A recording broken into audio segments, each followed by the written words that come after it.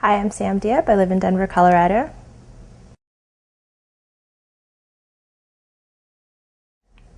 I was actually born in Vietnam. That's where my last name came from, Diep, D-I-E-P. A lot of people ask about that, but my heritage is Chinese. So my family, my parents and myself, we were all born in Vietnam. We just ended up there.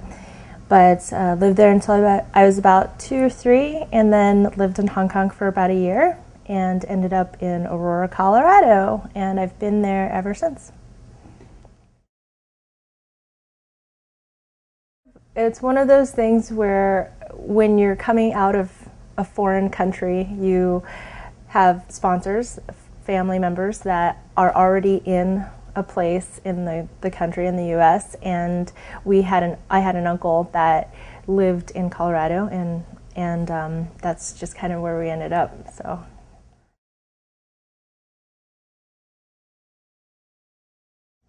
Partially, and just, the stereotypical for a better life story.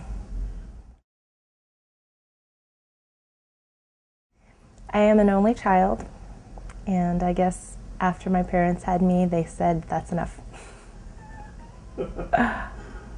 Okay. I think I was a handful. When I was a toddler, according to my mom, because we spoke Cantonese in the family, and then living in Vietnam, I also spoke Vietnamese, and then my mom's mom spoke another dialect of Chinese. So according to my mom, I was fluent in 3 different languages when I was about 3. When we ended up in Hong Kong, I actually had pneumonia pretty bad and was in the hospital for almost a month, and not much modern medicine back then. But by the time we got out, while I was in the hospital, my mom was so concerned that I wouldn't be able to remember which language to speak to the nurses. And so she just spoke predominantly Cantonese to me, which is what they speak in Hong Kong. And by the time, at that age, by the time I got out of the hospital, I had pretty much forgotten all the other languages and was just speaking Cantonese. So even now, I fluently speak Cantonese to my family. My parents both probably understand a lot more than they let on to a lot of times. My dad owns an auto body shop, and he has owned a business in the country for quite a few years, and so his English is pretty good. And my mom works at a gift shop part-time and has worked in the post office the whole time, and so she's kind of forced to speak quite a bit of English. And so she has a pretty strong accent, but she understands a lot.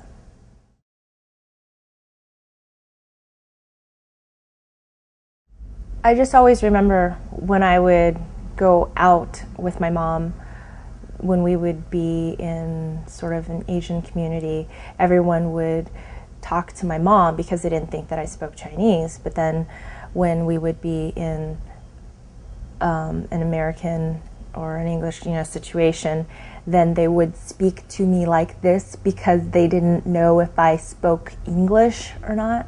So there's always a little bit of that.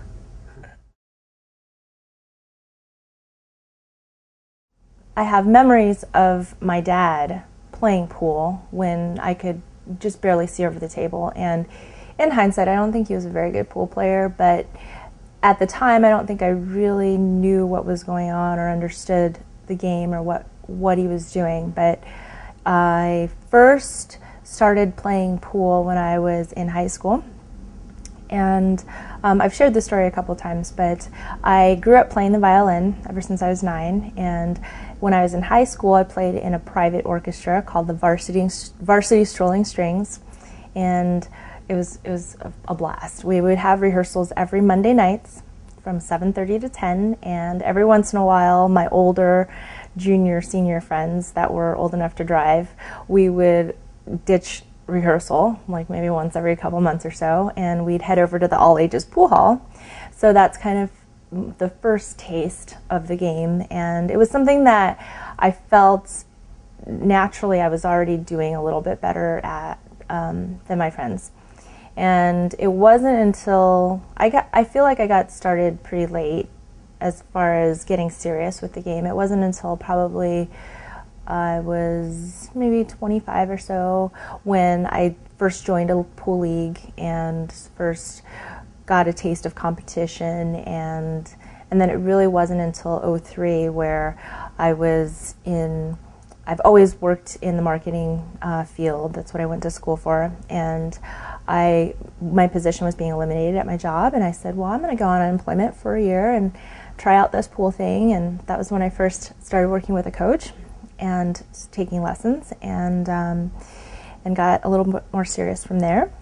And I guess for me, pool is more than just competition. It's my whole life is immersed in the game, my business, my passion, everything. So at first, initially, it was very difficult for my mom to understand that I'm not going back to work for a little while. I'm going to really try this pool thing and see what happens. But now that she sees that I've made a business for myself, and I'm an instructor, I have an online store, I'm a writer, and it's not just I'm just a pool bum that sleeps until 3 o'clock every day and rolls out of bed and goes to play pool. I think she has a little more respect and understanding for my passion now. So.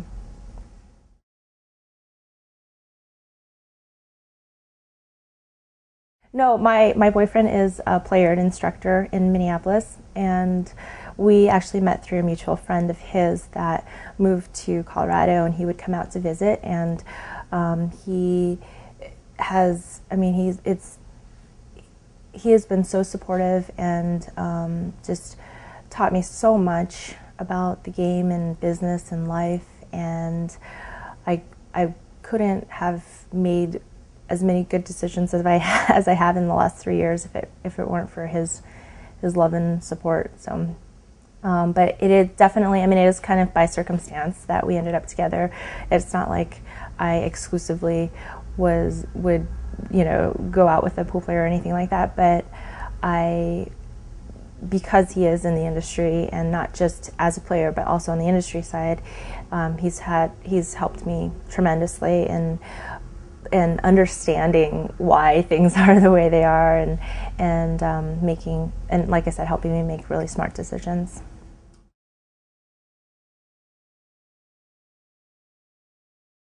Oh sure there is. You can't travel to a tournament and not and have both people not do well and expect to still have a good car ride home, and that happens. It's taken a long time to finally get to the point where we, and the thing is that we communicate really well with each other for the most part. So it's easy to kind of get to the point where you learn from previous experiences and the way you kind of communicate with each other, and look, that wasn't really nice when you did this and you're in your match, and I know that you were emotional, whatever, but next time maybe you could handle it this way. So we've learned a lot about how to deal with each other in winning and losing situations.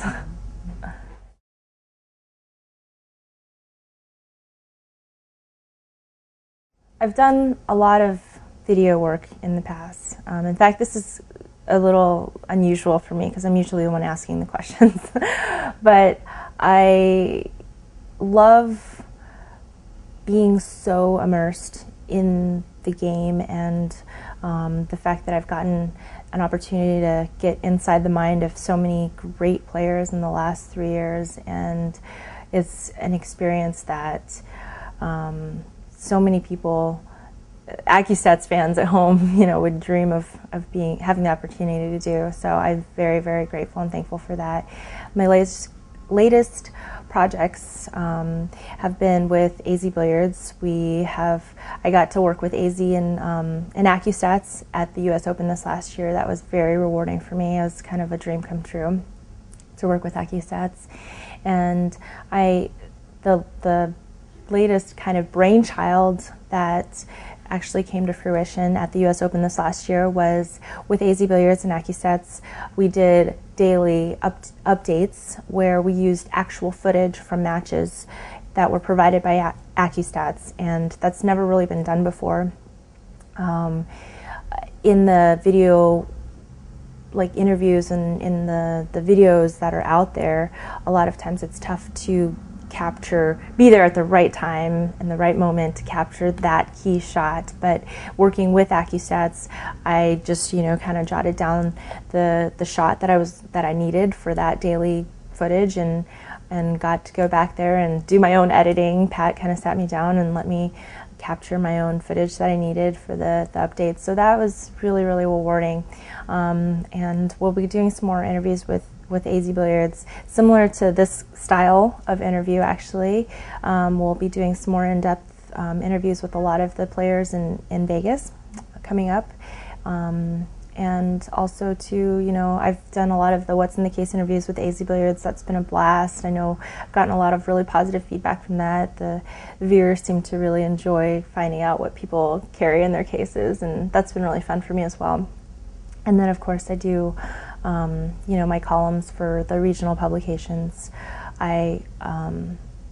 It's the most amazing feeling ever. Just at Valley Forge that just passed recently, I had a couple people come up to me, and the one guy stopped me and pulled out of his case a photocopy of an article that I'd written from '04 and said, I want to thank you for writing this article. I keep it in my case. And it was very touching and inspiring to me when stuff like that kind of happens. So sometimes I get a little discouraged with writing because it's not, well, first of all, English is not my first language, so I struggle a lot of times to find the right words, and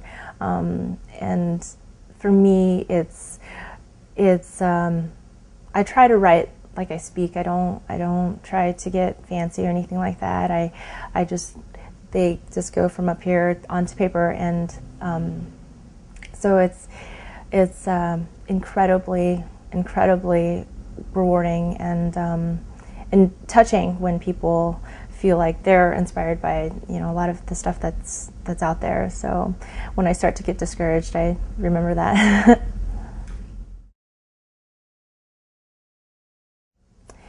If you would have asked me about 4 years ago what I wanted to be when I grew up, or what my goals were with pool, I would have instantly just said, without a doubt, I want to play on the WPBA. That's my goal. That's the end-all be-all. These days, and as the more I've played, the more I've learned, the more I realize there is to learn. For me, whether or not I ultimately make it on the WPBA does not define who I am, and it's tough sometimes because I have a lot of supporters and a lot of my students and stuff like that people don't realize how difficult it is to get on tour, and then to even get, much less getting onto a TV match, and everyone wants to know, when am I going to see you on TV? And that seems, I'm sure a lot of the girls get asked that question too. Even the girls that already are on tour, because people don't realize how many hoops you have to jump through and how difficult the road is to get to that point. But for me right now, I have so many bigger fish to fry, I guess. I don't know if necessarily just making it on tour would be enough for me. There's so many different sides of this industry that I want to be involved with, and so many things I want to accomplish still. But as a player, I play semi-professionally. I play on a couple different regional tours. I live in Colorado, so there's no tour in Colorado, so over the last few years I've had to either fly to Texas or Arizona to play on their tours. And I've come, I think, one away a few times from the WPBA spot, and it's still a fairly new experience for me. And then I've had to learn to deal with traveling to a place that has a different climate, different environment, and getting acclimated to the climate and the balls and how the balls kind of react a little differently and stuff like that. But it's been a learning experience for me, and I'll probably one of these days I'll keep trekking, keep at it.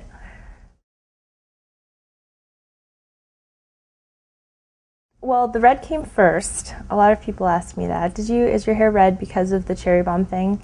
But the red came first, and I think that's how the name came. But a very good friend of mine in Colorado, he's an outstanding player,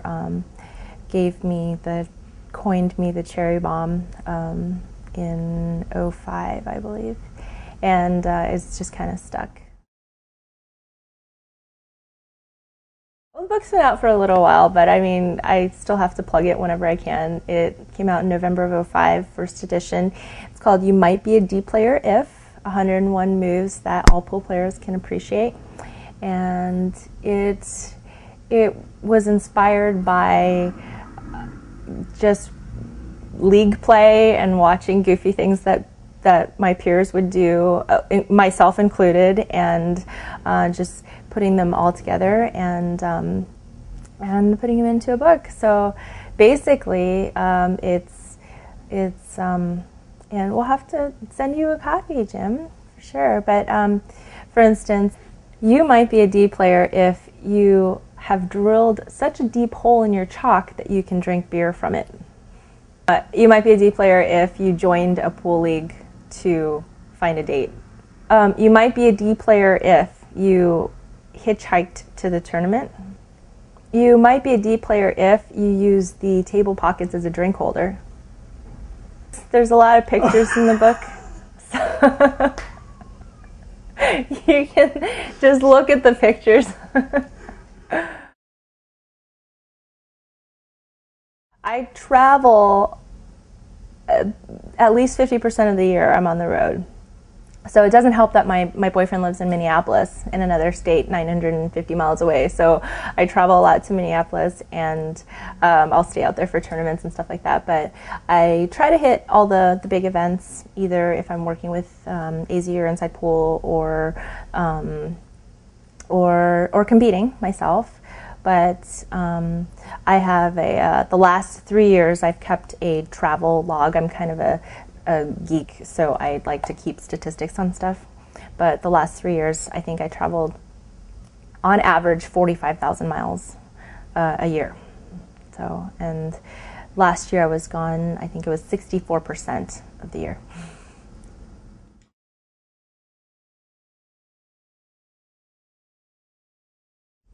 From the beginning, I have taken instruction from several different instructors. I've gone to Q-Tech, work with Randy Getlicker and his crew, as well as Tom Ross in Denver. He is a writer as well, and he has helped me tremendously, not just in the, whenever I need a tune-up, I go see him, but also just getting into the industry and breaking through. I've worked with a lot of great players in Colorado. Bob Keller, he's a very good straight pool player, which I'm obsessed with, by the way. I love straight pool, and then of course Mike Fieldhammer, my boyfriend. He's an instructor as well, and really helped me a lot. And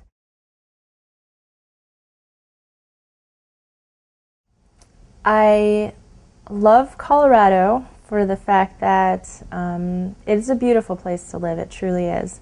And I love all the people I know there. The room that I teach out of, Rack and Billiards in Aurora, they're really good to me. And Delta 13 is based out of there, and those guys have been really good to me as well. And Pool Dog as well in Colorado. But as far as pool scene wise, it's one of the worst. Well, I shouldn't say that. It's not that bad. There is a lot of pool, but it's not as strong as if I were to live in the East Coast, like out here, or I recently visited Tampa. amazed at how much pool there was out there. And in Arizona, there's a ton of pool out there as well. But the pool scene wise could be a little bit better. But I do what I can to help grow and build the community locally in Colorado. But I wish there was more pool out there. Mike, along with being an instructor, he also one of the things that helps me a lot is that when we're at his house, he's got a 9-foot diamond pro-am, and we play Scotch straight pool together every night. And I am, like I said, obsessed with straight pool, and he's really kind of fed that addiction over the last couple of years, and really shown me a lot about the game and taught me a lot. My personal high run so far is 47, but I am looking to break 50 and maybe 75 this year, but baby steps. And it's so tough because it's such a beautiful game, and every time you break the rack open, it's a brand new game and a brand new layout, and I'm so close. I mean, every single time, if I just take out that one miss or hook myself here or there, and just string those racks together, I'm just so close. But that's been my latest obsession, more than any particular tournament or anything like that. I just really want to run 50 or more balls straight pool.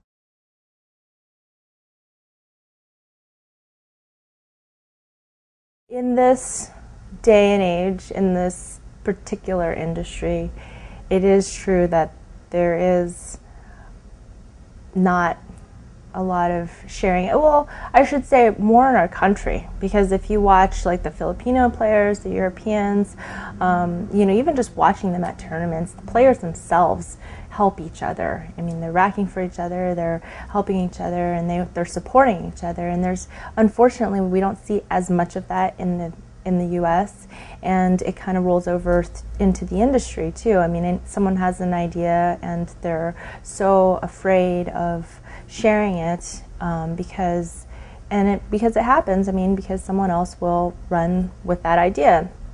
And I am living proof that you can have an idea, you can have a concept, and you can make a product and still work with other players and other, when I say player, I mean like players in the industry, and still make your product successful, and still not have to feel like someone else is stealing your idea or anything like that.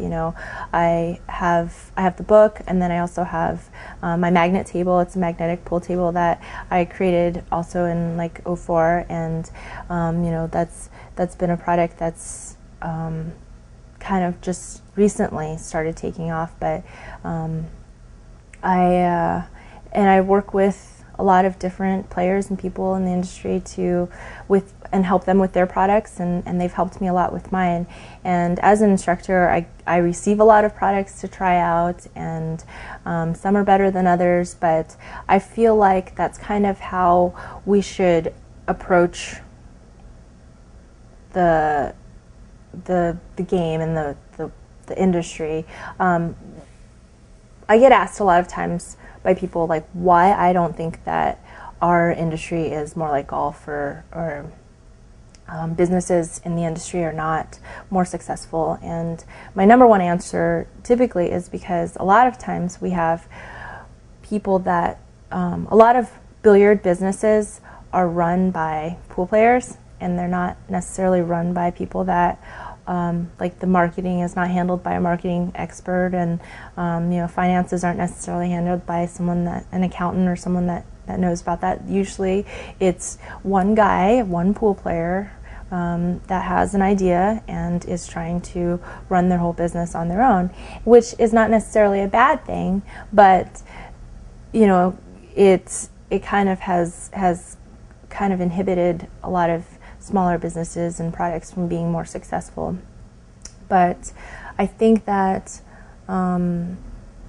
if there's one thing that we can all do to help build pool and the community and the industry is by introducing it to more and more people outside of the industry. You know, introduce one new person to pool, to the game. Like bring one new person a year even, you know, or a month to the sport. I run a free pool clinic at Rack and Billiards in Aurora once a month whenever I'm in town, and I post on Craigslist. I post on you know, forums and places outside of pool to let people know that this is happening, and I have introduced the game to a lot of people that may otherwise have not had played, because you know, people that are outside of the sport can easily feel intimidated by the world and by our subculture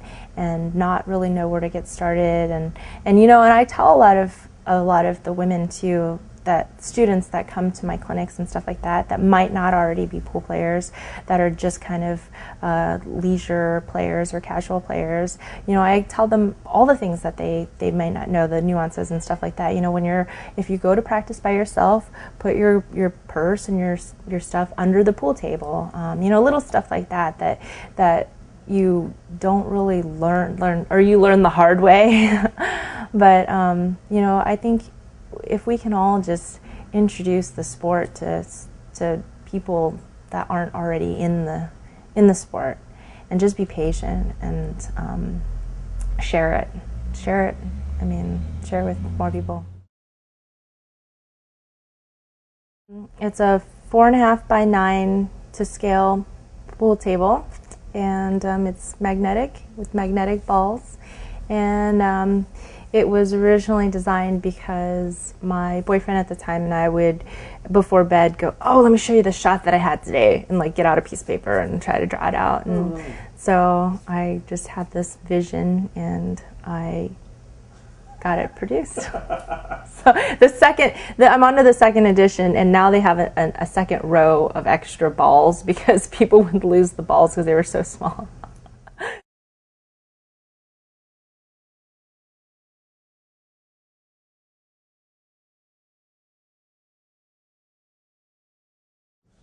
I hope so. I hope so. I hope. I mean, I feel that every year, with every tournament that I've played in, I feel like I'm a better player every year. I feel like I know more. I can see more shots. I make better decisions. I execute better, and though the results may not necessarily reflect it, my involvement with so many other things, if anything, affects my mental game, because it's tough for me to necessarily be 100% focused on my performance at times. But I mean, that's not an excuse. I also have been playing in tougher competition, and the field and the competition has been tougher. So, you know, it's tough to win as much as you used to.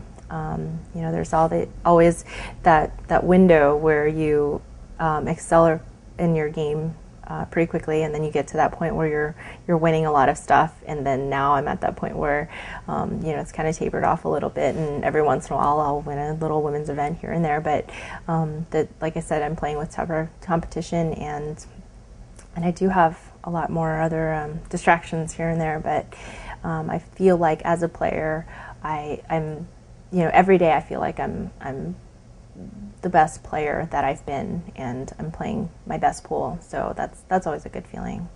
Like, I never want to feel like it would be hard for me to take a substantial amount of time off, because it would be hard for me to remember how good I was playing or wish that I was playing better. But so I feel fortunate.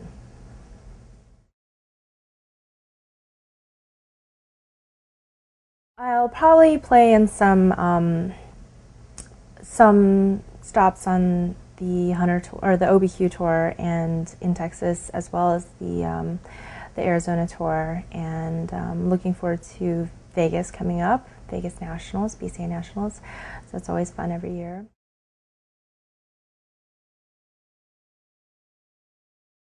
I've been very, very fortunate to have so many wonderful supporters, along with, just my readers and people that have supported me through my site and donations and so forth.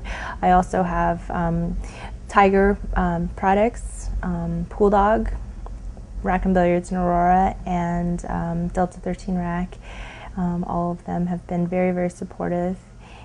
Chris Byrne Custom Cues, he was my very first sponsor ever, and he built me a custom cue and has built me a couple since then, and he's just still very loyal and supportive, and I thank him very much for his beautiful work. And just, I feel so fortunate that I've had so many wonderful people supporting me along the way. So I really hope I didn't miss anybody, but thank you, everybody.